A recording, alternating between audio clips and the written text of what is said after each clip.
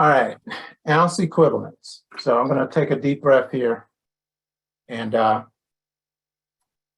of joke with the centers a couple weeks ago when we trained about bringing all the employees in, and they had short notice.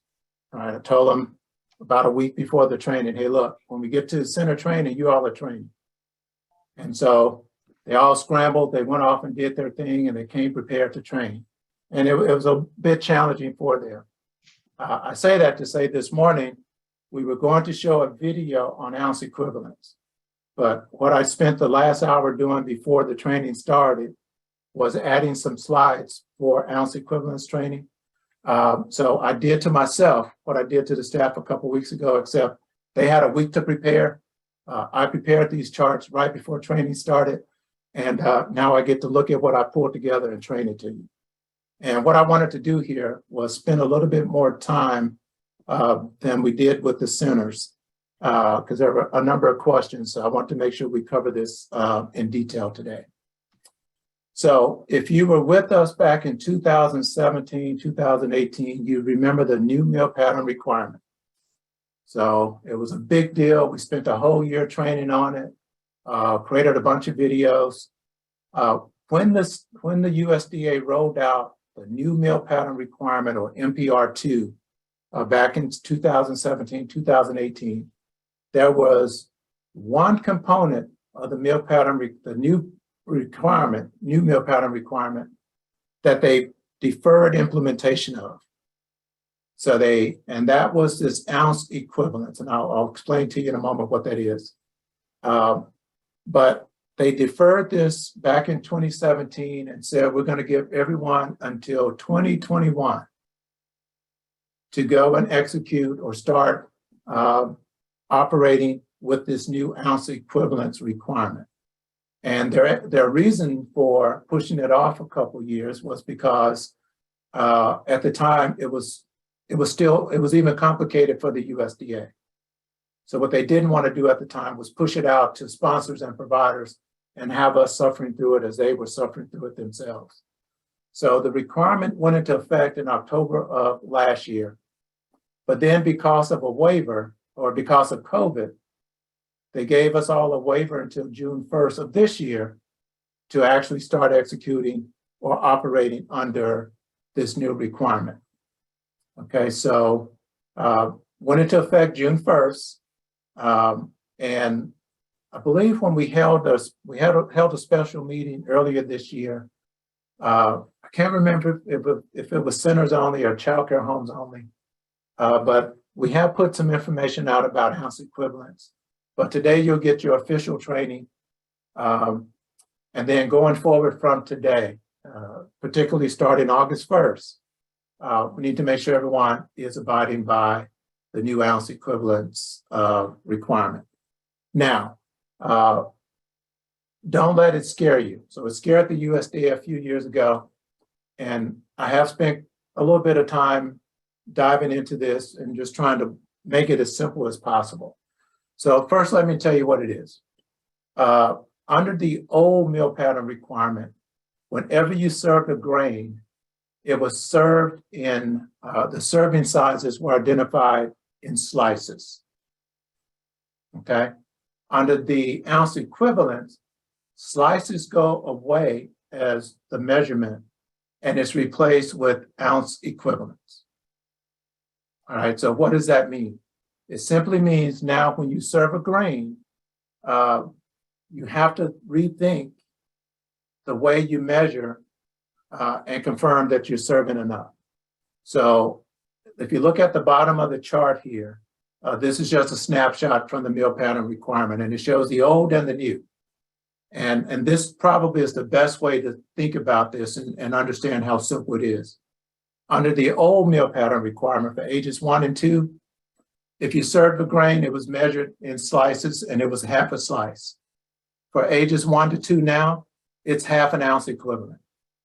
For ages 3 to 5, in the old meal pattern requirement, it was half a slice. In the new meal pattern requirement, it's half an ounce equivalent. Ages 6 through 12, which is family daycare home range, or 6 to 18, which is the at-risk after-school program ranges, Old meal pattern requirement was 1 slice.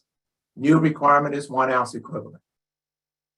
Okay, so it's just a change in how we define the way we're serving grains. Okay, go to the next page, Erica. All right, so in the handout that you're going to receive following the training, and actually I think it was even in the registration email, there was a handout on ounce equivalents, and it looked something like this. So the USDA has provided a number of ways to help you and help us identify serving sizes or what's an ounce equivalent. Okay, so again, think about the meal pattern requirement. For 0, 1 to 5, it's half an ounce equivalent. And for 6 to 12, it's 1 ounce equivalent, half an ounce or 1 ounce. And so you'll see in this handout, we call it the cheat sheet. They already give you about 30 to 39 items or so, regularly served items, where all you have to do, and I'm going to say all, it's a little bit more complicated than that, but you just go to this chart, and this chart will tell you for each age group how much of a particular item to serve. So you can see on your screen, again, this is a snapshot, but bagel. So if the bagel weighs at least 56 grams, and I'll show you how to look at the label to figure out if it's 56 grams. If it's at least 56 grams in a serving, then for 1 to 5-year-olds, you give them 1/4 of a bagel. And for 6 through 12-year-olds or 6 to 18-year-olds, you give them half of that bagel. All right, so this cheat sheet is going to become your best friend when it comes to this ounce equivalence requirement. And again, don't let it scare you, don't let it confuse you. We're simply going from slices, which we all have some general concept of, to this new thing called ounce equivalence. But it's all about what is the minimum amount you need to serve. Go to the next page. All right, so in using the cheat sheet, and this is my first time training on this, so you guys bear with me, even though I put it together. Now I need to walk you through it.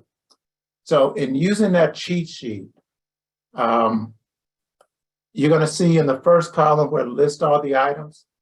For some items, it's going to give you a weight and a size. So we were just looking at the bagel, and I kind of randomly called out the bagel, but it said at least 56 grams. So that's a weight. And for some other things, it'll give you a size. If it gives you a weight or a size, you have to do a little bit of math to figure out how much of that item to serve. So, and that's going to require you to look at the nutrition fact label that's on the product, right, on the product packaging. So in this example, the provider is going to serve a pancake, okay? And on the cheat sheet, it says if your pancake is at least 34 grams, right? If one pancake is at least 34 grams, for 1 to 5-year-olds, you're going to serve them half a pancake. And for 6 to 12-year-olds, you're going to give them 1 pancake. All right, so all you need to know is how much does a pancake weigh? In order to figure that out, you have to go look at the package. So in the bottom right-hand corner of this of the screen, you'll see a snippet from a nutrition fact label. And you all are familiar with the nutrition fact label, right? It's that label that's on practically every food product that you buy. It's the thing that gives you the calories and how much sugar, how much fat. At the very top, it gives you the serving size. So in this example, a serving size is 3 pancakes, and 3 pancakes is 117 grams. We need to know how much does 1 pancake weigh? And so to calculate that, you divide the 117 by 3. All right, and it shows you down at the bottom of the screen. And this example is right from the cheat sheet, right? So not only does it give you those 30 to 39 items, but it shows you how to use it also. All right, so 1 pancake is 39 grams. Now the chart says, does your pancake weigh at least 34 grams? The answer is yes. based on the math, a single pancake from this product is 39 grams. So because it's equal to or greater than the 34, I can use the chart, and now I know in order to meet the meal pattern requirement, the minimum amount I need to give a 1 to 5-year-old is half a pancake, and the minimum amount I need to give a 6 to 12-year-old is 1 pancake. All right, so a lot of math there, but it's not that difficult. Might sound scary. All right, a lot of us haven't broken out a calculator since grade school. Okay, I get that. But this is the thing that we'll need to do here, okay? Now, go to the next page for me. Now, that was if there was a weight provided. For some other things, there's going to be a size provided, and mostly it has to do with crackers. On the cheat sheet, and everyone's going to get a copy of the cheat sheet. Matter of fact, I had Taiwan go out yesterday, and we're talking to our printer, and what we're looking at doing is taking that 6 to 10 page cheat sheet, having it printed out in color, laminated, and we're going to send it to you. So that's our plan, to make sure that you have this in front of you. We're going to give you something physical you can hold on to. But it's also available in the training emails, a bunch of different places you can get to it. We're going to make sure it's available to you electronically also. So don't wait for us to send you that hard copy. You need to start using this now, using the online version that's available to you. And we can email it to you also if you need us to. Okay, but then going back to those things where the cheat sheet shows a size instead of a weight. So in this case, if I look at the first item on the chart, it's a graham cracker. And it says if that graham cracker is about 5 inches by 2.5 inches, which should be the standard size of a full graham cracker, then you're going to give 1 to 5-year-olds 1 cracker. You're going to give the 6 to 8 or 6 to 18-year-olds two crackers. Okay. And sometimes, well, I won't speculate, but I believe some packages might actually give you the size of the cracker or the product. But if not, in the cheat sheet or in that cheat sheet, you'll see this thing down at the bottom. That is actually to scale. So you'll see there's a 2 by 2 square, there's a 1 3/4 round, and there's a 1 by 1 square. So what that's intended for you to do, if you're not sure about the size of that cracker, you can take it and you can lay it up against this chart to see if you have at least the minimum size that's required. Okay. Next chart, next page. Now, there's some items on the cheat sheet where there is no size or weight. These are the simplest ones. And I've got a couple of them highlighted here, pasta and rice. Notice in the first column, it just says pasta, there's no weight, there's no size. For rice, no weight, no size. All you need to do is go over to the age range that you're looking for and make sure you're serving the amount that's on the chart. Just that simple. Okay, and then next page. Now, the ounce equivalence also applies to infants. Now, the interesting thing here for infants, and again, ounce equivalence only applies to those things that we call grains. And you all know that iron fortified infant cereal is a requirement for infants, and iron fortified infant cereal falls into the grain category. Now, for breakfast and lunch and supper for infants, and particularly the 6 to 11 months old, the requirement is iron fortified infant cereal. There is no other grain requirement. And you can see on the chart, I circled the infant cereal in blue from the meal pattern requirement. And in the cheat sheet, there's a space for iron fortified infant cereal. So whenever you're serving iron fortified infant cereal to those 6 to 11 month olds, this tells you at a minimum, you need to give them 4 tablespoons or 1/4 cup dry. When it comes to snack, there is a grain requirement for 6 to 11 months old once they're developmentally ready. When you serve that grain at that snack, now you've got to look at the rest of the chart. And you kind of have to go through it the same way we just did with the child meal pattern requirement. You're going to see either a weight or a size, and then you have to do the calculations by looking at the package to make sure you know the minimum amount that needs to be served. Okay. Now, go to the next page for me. All right, so what we share with the centers is, so this is a new requirement, and normally this is what happens. So first of all, let me back up a moment. Serving sizes on the meal pattern requirement is not new. There's a minimum serving size for every single item that you serve. When we come in, or when DHS or KDE comes in to do an inspection, we look at the plate and we kind of eyeball, does it look like they're meeting the requirement?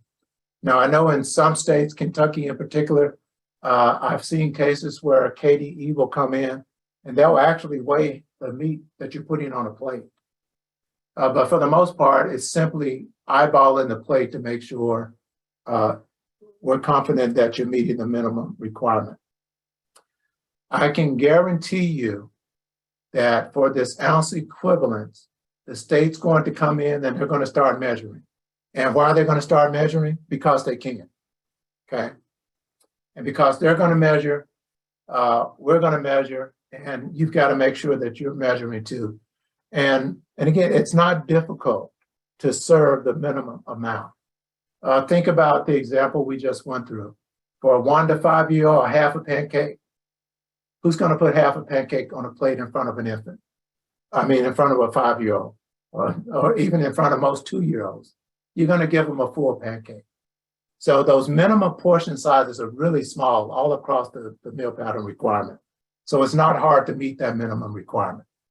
But the state's going to come in and they're going to start verifying it. Because they are, we're going to have to. So here's what it means for you. Initially, when this came out, what KDE wanted to do in Kentucky was to force every Kentucky provider to save every grain label that they ever purchased and hold on to it. And so we got on the phone with KDE and told them that makes no sense. You didn't do that when we were measuring in slices. So why would you do it? Because we've simply changed the way we're measuring. And they agreed. But the deal that we struck with KDE, and for Tennessee providers who don't know, that's the Kentucky Department of Education. That's the Kentucky DHS equivalent. And for Kentucky providers, DHS, Department of Human Services in Tennessee. So we agree with Kentucky, KDE, this is what we're going to do. And this is going to apply to the Tennessee providers too. If you're serving an item that required you to have to look at the label and look at either the size or the weight to get to the minimum amount that needs to be served, you need to save that label at least until that meal is over. You don't need to send it to us. You don't need to store it forever, but just make sure you hold on to it at least until that meal is over. Because if we come in sometime after the meal service has started, or if KDE or DHS comes in, they're going to need to see that label in order to do the calculation to make sure you serve the minimum amount required. But after that meal is over, we're not requiring you to hold on to that label. We didn't make you do that before, back when we were doing slices, and we're not going to ask you to do that now that we're doing ounce equivalents. Now, do not, and the label I'm talking about is the nutrition fact label, right? Just save the product label until the meal is over. So if you're serving a loaf of bread and you serve all the bread that came out of that loaf, don't throw that package away until the meal is over. Okay, that's what we're saying. Now, don't confuse the nutrition fact label that you need for ounce equivalents with the child nutrition label that you need for certain food products, okay? Two different things. So we're only talking about the nutrition fact label. If you're serving something that requires a CN label, you need to save that CN label for 3 years, and you need to send it to us with your claim at the end of the month. All right, next page, Erica. Now, we just walked through the cheat sheet, just walked through the calculations you have to do, but there's an even simpler way to do the calculations, and you never have to pull out a calculator. When we send out the post-training email, there's going to be a link to the USDA's food buying guide, electronic food buying guide. And there's also going to be a link to show you how to download the food buying guide. In the food buying guide, they have a tool that lets you plug in Pancake, lets you plug in the serving size from the nutrition fact label, and then it does all the math. It just spits out a table that says for 1 to 2 year olds, give them half a pancake. 1 to 5, give them half a pancake. 6 to 12, give them 1 pancake. The tool does all the work for you. All right, so I encourage you to download the app or save the USDA website, Food Buying Guide, as a shortcut. And in the post-training email that goes out, there is it's about a 50-minute instructional video put out from the USDA that walks you through step-by-step how to use both of these tools. All right, and we were going to put together our own video. Matter of fact, Lynn spent a lot of time pulling one together, and we tried to put together a quick 5-minute version of it, but we realized when we were done, it really made more sense to make sure you had the full-blown, full detail version from the USDA. So that's the video that we're going to end up publishing.